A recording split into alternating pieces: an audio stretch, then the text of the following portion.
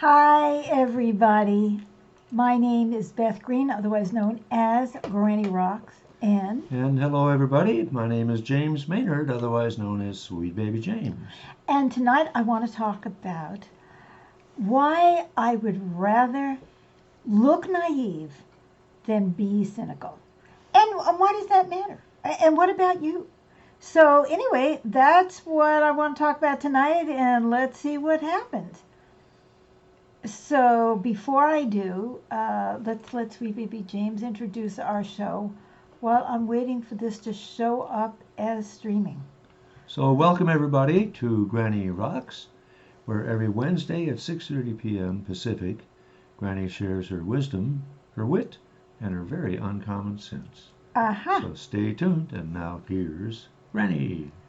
Okay, we are here, and so are the comments. So Elizabeth said hello and hello back. Hello. So anyway, so why? And Tracy said hola, hola back, Tracy. Hola.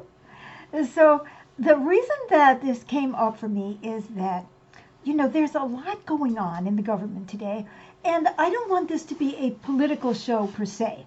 But my biases are probably pretty clear anyway. But I'm using this to talk about who we are on the inside, not to make a political argument. So I happen to like a lot of the things that are happening with the Biden administration, and I'm really, really optimistic. It's like, wow, things are improving. And Catalina waved and sent a heart, and we're going to wave and send a heart back. So, but then I noticed some of my favorite commentators who are saying things like, "That's it. Biden got his one thing, and it's over." Or he's really not going to do this, or he's really a sellout, or he really sold us out, or they cherry pick the things that they don't like that he did, and of course there are several. And they focus on that, and they don't talk about the remarkable things that are happening. And I think, they begrudgingly talk about the remarkable things that are happening, right? It's like, oh my God, you've got somebody who is actually cares about climate change, who is in charge of climate change, or the environmental protection and all that kind of stuff. Not to speak of the new package. Um, The relief package. The yes. relief package, which is going to be relief for a lot of people. And one of the things that I like about Bernie Sanders is he got on there and he said, "This is great. No, we didn't get everything we wanted, and I'm going to keep fighting for it." But then he went through why it was great. Well, I noticed that, he comes across like naive. Doesn't he? Is like, he believes. His friend Joe. He's always said that. Yeah, that's right. He's always said that. Well, I want to believe too. I do believe. I'm an idiot, right? I'm seeing things changing for the better. Now, some of you feel like things are changing for the worse because you don't agree with the direction, like with progressive politics, and that's fine. I'm not here to argue with you about that. But what I am saying is that I'm optimistic, and I want to stay optimistic, and I want to see what's good, and I want to support the people to go forward. And some fellow with a name that we don't know, that it could be Arabic or it could be some other language that we have no idea, who said good morning. So good morning to you. Good morning to you. Whoever you are, whatever your name is. So, this is very common. Every people want to look like they are in the know, and that they know that it's, that so and so is really a sellout, or that this isn't going to work, or, that they're in the know. So why do they need to be in the know? See, I would rather be stupid, like me, like, hey, maybe this is really going to work. Well, also for a lot of people, going negative makes you seem like a critic, seems like you know something. Well, that's exactly the point. And I can remember the words from a song that was popular back in the late 80s, early 90s, where she said, "Who said dark is deep?" Right. Just because you go cynical and dark, does that mean you're deep? No, it does not. No. It does not. I agree with you, James, and I think this is a whole ego thing. We want to look smart. we don't want to be caught off guard, like, oh, I really believe this was going to happen. Like I did. I thought Bernie Sanders might win the nomination. Well, that was a little naive, and he didn't. But anyway, I would rather be open to the possibility of something good happening. Again, something that I consider to be good. So part of it is very much what we're talking about is that people want to look smart. And, if you have that look of skepticism in your eye, like you know something, then you make everybody else nervous, right? And you look smart. Or you think you look smart. To me, you just look aggravating and annoying. But so sometimes we inherit that from our parents. If you had parents who tended to be negative or judgmental or distrustful, you don't want to look like a fool. It's like, oh yeah, you only think that because you're 5 years old. Wait till you get to be our age and you've seen a few things, then it's, maybe it's really just the opposite. Maybe that if you see enough things and you get old enough, you begin to have a perspective and you can actually see when things are changing in a positive direction. See, when I look at the bill that was just passed, and I'm not saying anything original here. See, I'm not trying to be original. I'm just trying to be naive and open. When I look at that bill, there are so many things that are really important that have to do with redistributing income to the people who need it. Oh my God. Oh, that can't possibly be happening in the U.S. of A. Well, you know what? It happened in the Great Depression with FDR's New Deal. It did. And it saved a lot of people. That's right. It also saved capitalism. But Yeah, nevertheless, it helped a lot of people. I mean, I wouldn't want to. I mean, there were people. I remember people who were arguing against the New Deal. Well, when I was in college, oh my God, when I was in college, was that 50 years ago? This family, very wealthy family, and they were still arguing against Social Security. Jim says, hi guys, happy Wednesday. It's always good to share time with you. It's good to share time with you too, Same at you, Jim. Same at you. So another naive person, I hope, is joining us. Hey, come on guys, if you're naive, join us. So anyway, there really are big things afoot. And interestingly enough, I mean, Donald Trump, who claimed that he was going to help the little guy and passed all this legislation for humongous tax cuts for the rich, right? And yet presented that as something that he was doing for our benefit. I have to admit, I was kind of cynical about that, and with good reason. But he did break open with something, which was maybe we should spend money to help. Maybe we're helping the wrong people, but at least. Well, yeah, with the COVID pandemic, Exactly. He wanted to give out checks with his name on it. So he broke through. The money all came from him. That's right. Angelina says hi. Hi, Angelina. Hi, Angelina. Welcome. So there was a break, there were a lot of people who completely went into despair when the other guys were elected, right? Mm-hmm. And went into despair over this and went into despair over that. Well, why did they go into despair? I mean, sometimes people go into despair because they're suffering from depression and everything feels really desperate to them. And so that really has nothing to do with being cynical. That has to do with hurting and not having any hope in your life. And that's a kind of a sad state of mind to be in. But for other people, cynicism is a religion. And it protects them from looking foolish or being hurt because they feel like, they already are dooming everything so that they're not going to be vulnerable to being disappointed. So it's kind of a defense mechanism then. Very much. Warding off disappointment. The evil eye. So there's the two pieces we've already talked about. Trying to look smart, like I'm in the know. I know what you don't know. And I can figure it out because I have gone through all this information and there it is. And Angelina said, "Thank you, love you both." Oh, Thank same you. back Well, at you, yes, Angelina. we Love, appreciate love, the love. love. We do. See, that's very naive. Oh, she loves me, right? Anyway, Which we so applaud. it's the wanting to look smart or in the know. And what was the second thing that I just came up with that I can't remember? Um, Not me. oh, defending ourselves from disappointment. Oh, yeah, yeah. That's like, okay, but see, there's a problem with this. Oh, and I was also talking about the fact that sometimes we've just inherited this from our parents. I mean, this is the way they saw the world. Well, we don't have to see the world the same way. They'll say, "Oh, you're just so idealistic." I remember in the bad old days, which were supposed to be the good old days, and there was nothing good about them in the 50s, in the 60s, that it was like everything was the way it was, and it was never going to change, Yeah. right?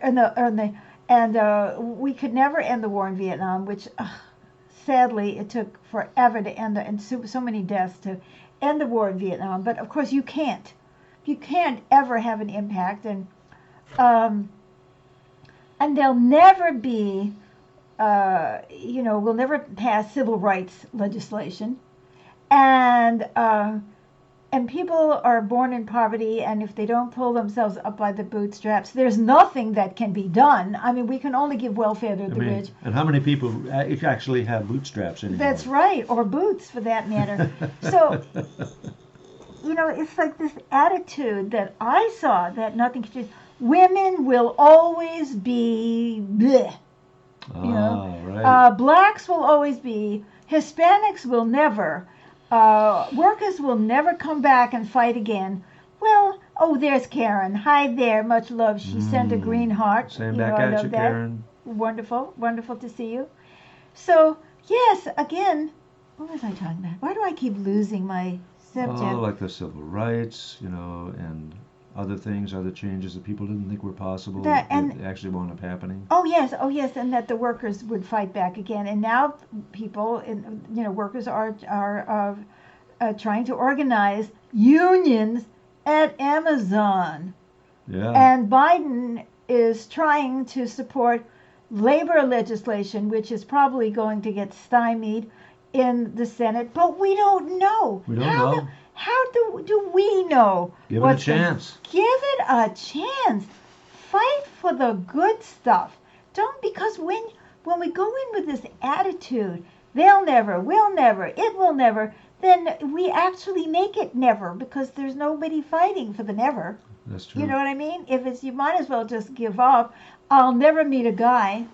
I'm sure everybody on the planet thought that I would never meet a guy. It only took us till our mid-60s. Mid-60s, that's right. And I've been trying to reform James ever since. So it's been 10 years of badgering him and trying to help and all of that. And I believe I'm seeing a glimmer of light. I don't want to get cynical about that. That's really important to me. Yeah. I signed on for this. I want to be more and more conscious. That's what he says. See? So I'm going to take him at face value. So anyway, so we've talked about several reasons. And, I want to go back to the parents things or your friends. It's like, oh, well, all of our friends, just listen to the language that people talk. It's so negative. I mean, I hate it. It's negative. Comedy is often so negative. Oh, yeah. Put down, a lot of put down. A lot of put down. It's like, oh, we have to be in the in crowd. So be critical. Be critical. Be better than. Right. Show that we're just above all of that. So, that's all that stuff. Does that help anybody? Has that ever put food on anybody's table? Or no matter, another way that people get cynical is no matter what they get or what we win, it's like, yes, but, well, wait a minute. What about this? Did that help? Is that helping? See, I think, not that the world cares what I think, but I think that being positive and being optimistic actually creates a space in our souls and in our collective consciousness for something to happen. Yeah, there was a big backlash after the election of Barack Obama. And I have to say that I didn't particularly like many of his policies. I'm much happier with the policies of who I thought the pathetic Joe Biden was. I mean, just goes to show that, he's, whatever the reason, the times are different. The American population is like, wants a minimum wage increase, for God's sake. And they want this relief package, and they want other things. That's and right. He's there to deliver. Right. And what I have always said, being, of course, a genius, not being a cynical person, right, is I've said, well, why don't we fight by giving people what they need and trying to develop a base of support based on people feeling like they're being heard and being taken care of. Now, does that, their needs are being met. Does that mean that that's really going to work? I mean, look at all this stuff about trans and gays and all this stuff and undocumented Dr. Zeus, and all that stuff. Let's Seuss, yes. Yeah. Let's make everybody freak out about these things. Maybe they won't notice that they're getting a stimulus check or that there's money for school programs to help the kids catch up. Maybe they won't notice any of those good things as long as we slam them with all this nonsense. I mean, cancel culture. Right. Yeah, maybe this is a culture that we should cancel. But anyway, if we're optimistic and positive, then we are more likely to feed that energy and feed it in others. And I'm willing to stand up and say, I am optimistic, and I think you should be too. In fact, I am so optimistic, and I know I'm going to have egg on my face next week, but I don't care. I would rather have egg on my face than a stone in my heart. I want to still care. I want to show caring, and I want to fight for caring, and I want to support the people who are doing it. There's so many people who are loving and caring and who are not corrupt, or not yet, right? And when we open that space in ourselves, we give permission to the other guy to be naive too. You know what I mean? Yes, it's that's like, true. oh, okay, so if you do have some optimism, you're not going to be the only fool, because I've already declared myself a naive fool. Huh? Right? And this also brings up the matter of trust. Like, you're trusting that you can be vulnerable and open with somebody until they prove otherwise. That's true. That is true. But now, so for instance, would you say that my optimism tends to make you more optimistic? Yes, Do you think that's true? It's contagious. It's contagious. So this is a virus that we need. So anyway, I've told you a lot about what I think. I'm not seeing a lot of comments yet from people really saying whether they want to be naive too. I'm saying anybody who's optimistic, put your comment in the comments now, and we are going to say so. And so it's not worth it. Being cynical, being negative, it tears us down. It rips us up. And it is contagious too. It gives other people permission to be negative, or it creates like a river of negativity that you can drown in. And it's not important to look smart, and it's not important to be right, and it's not important to be able to come back and say, you see, I told you so.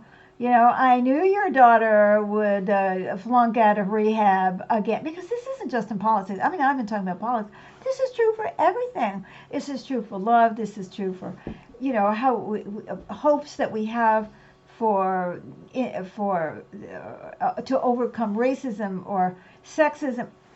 I have an admission to make. Do you know? Now, this is embarrassing, and I really mean this. So I am 76 years old, which means that I was born in 1945. And when somebody says doctor, I still think man. It is so embarrassing. Or there are And I got attended to the other day by a nurse who was a man. Right, exactly. And I did kind of a double take. Oh, you're a nurse. Oh, okay. Right. Isn't this something? So it's like, okay, there is change. And of course, it's not surprising that I grew up with that. It's like so ingrained in my psyche. I can't help it. The bus driver is the man, and the parent is the woman. Right? Okay, so that has changed, guys. Notwithstanding how COVID has decimated women. And when we talk about Americans, I think white. I'm admitting it. I'm admitting it. I'm not ashamed of it. It's just the way I was conditioned to think. And then you have to stop yourself and rethink. I do. I have to stop myself and rethink. So if you have been conditioned to be cynical by your family, by your friends, by the society, by the media. Oh my God, the media! There's one attack after another coming from this way, that way. Everybody's always attacking everybody. Social media is vicious. People wanting to be in the know, people wanting to prove something. If you have been conditioned to be negative and cynical, just recognize it and adjust and say, I don't have to choose that. It's not a very happy state. It is not a happy state. It's not a happy state for anybody. Inside ourselves, it makes us so sick, so sad. And here we are. I don't want that for our world. Do you? So we're not seeing any more comments. So nobody has jumped on board and said, I'm a naive fool as well. But I know you're out there, and we have to go because we have a program after this. Well, let me tell you, it's called Seeing Through New Glasses. And it's a show where, it's not a show, it's a video conference. And we go over whatever it is that I talked about in the show. And then we see how it relates to you. And, it's a video conference, so it's paid, it's counseling. And if you're interested, you can always write to me at beth@bethgreen.org. Oh, Elizabeth said, I want to be a naive fool too. Yes. Yay, Elizabeth. Yes. Yahoo. We're going to have Yahoo. the fool party. There's pool parties. Now there's going to be a fool party. But, we should have a fool party, a political party called the Fools and the Optimists. And let's keep doing it, guys. And the other thing I want to tell you about is our other show is Thursday night, Dreams of Peace, improvisational piano. And I play the piano. And I was a fool and naive to think that I could ever come back to the piano at the age of 73 and be playing, and that I had to have been a naive fool to think that I would ever be playing for an international audience, that we are. Yeah. And that's every Thursday night at 7 p.m. And of course, Granny Rocks is on every Wednesday night. And I just want to say it's very inspired music, and I find it's a form of music therapy. Yay! Yeah. Oh, and Karen says I'm in. Yay, With an exclamation Karen! point. Yay! Welcome. Thank you. Let's Welcome be aboard. fools together. And let's keep this boat afloat with hope. Yeah, sometimes it's tough and we see bad things happening or we think they're bad, and we need to hold on, keep looking for the positive signs, do not despair, and keep fighting for the good, whatever it is that you believe is good. So we're going to get off so that we can go on to our program. And if you wish to join us, you can look on this Facebook page for, how do they do that? What do they look for? They look for Beth at bethgreen.org. You write to me if you want to join. Okay. That's the easiest thing. If you want to join there is a charge for it. So, of course, everything else, all of this other stuff is free. So, Thank you for the fools who have joined us tonight. Please share this program so other people know that you're foolish too. We love you all. Much love to you, everybody. Oh, Jim said, enjoy peaceful evening, Beth and James. I love listening to your wisdom. Thank you. Ooh, Jim. Thank Great. you. Thank you. Bye-bye. Bye-bye.